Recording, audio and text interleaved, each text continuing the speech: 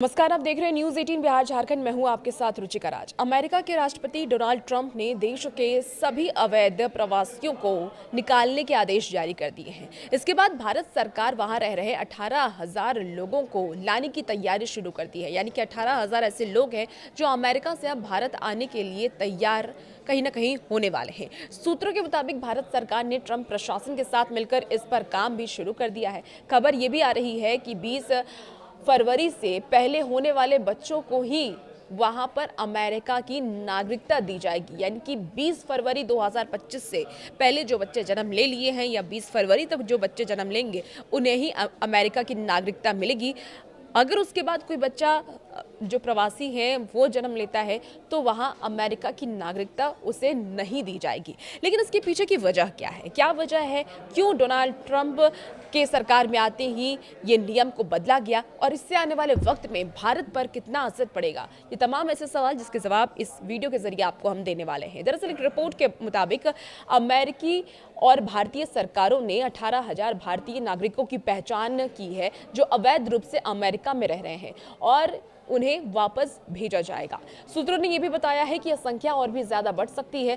हाल ही में यह स्पष्ट नहीं है कि कितने और लोग इस सूची में जोड़े जा सकते हैं, क्योंकि 18,000 तो एक आंकड़ा बताया गया है, लेकिन 18,000 से ज्यादा या फिर कम भी ये आंकड़े हो सकते हैं, क्योंकि अवैध भारतीय प्रवासियों की सही संख्या फिलहाल सामने नहीं आई है।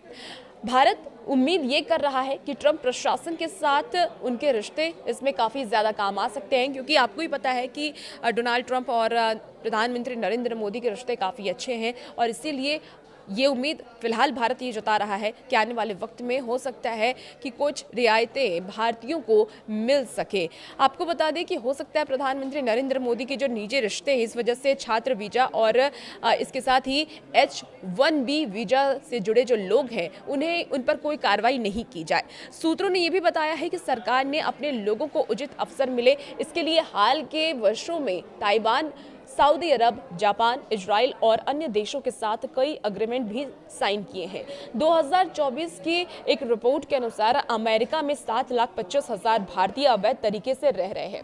यह वहां रह रहे अवैध प्रवासियों का सबसे बड़ा हिस्सा है और इस बीच अमेरिका कस्टम्स और बॉर्डर प्रोटेक्शन के आंकड़ों से ये पता चलता है कि देश में अवैध भारतीय प्रवासियों की संख्या बढ़ रही है। विशेष रूप से उत्तरी अमेरिकी सीमा पर इस मामले में काफी वृद्धि देखी जा रही है।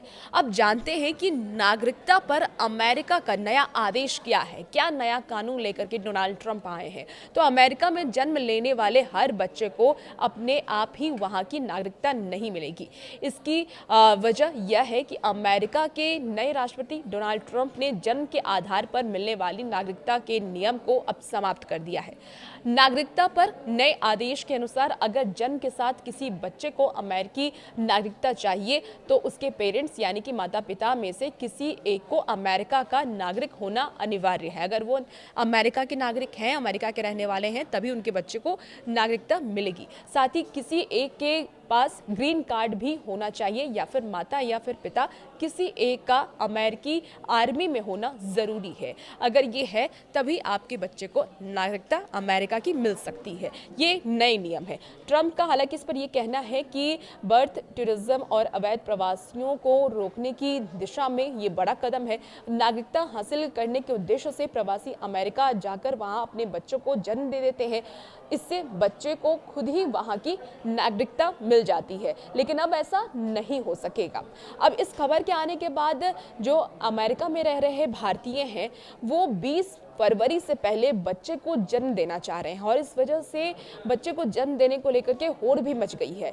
एक रिपोर्ट के मुताबिक भारतीय मूल की स्त्री रोग विशेषज्ञ ने ये बताया है कि उन्हें ऐसे करीब 20 फोन आए हैं जिन्हें जो गर्भवती महिलाएं हैं वो समय से पहले डिलीवरी कराने चाहती हैं, सी सेक्शन यानी कि सर्जरी कराना चाह रही है। कई भारतीय महिलाएं ऐसी हैं जो कि 8वें या 9वें महीने में ही अपने बच्चे को जन्म देना चाह रही हैं 20 फरवरी से पहले, ताकि उनका बच्चा पैदा हो जाए और उन्हें जो अमेरिका की नागरिकता है वो मिल जाए।